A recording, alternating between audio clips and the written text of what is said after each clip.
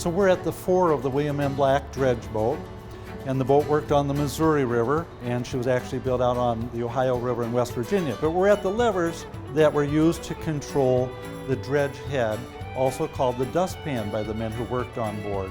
So they were able to move these levers, and they are locked in place at this time, except for that one.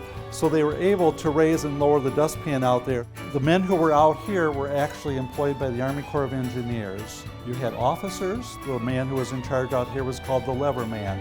And then he had assistants out here who were deckhands.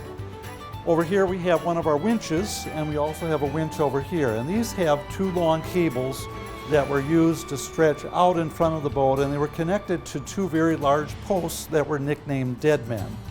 And those allowed the boat to be winched, or have the winches crank the boat forward while she was in dredging mode, because there are two paddle wheels rather on each side of the boat. This is a side wheeler rather than a stern wheel or paddle wheel boat.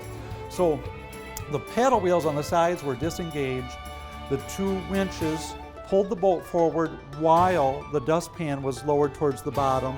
So the purpose of the dustpan or the dredge head was to remove the sediment or the silt, the sand, the mud that had accumulated on the bottom of the Missouri River in the middle of the main channel, because the channel has to be at least 9 feet deep.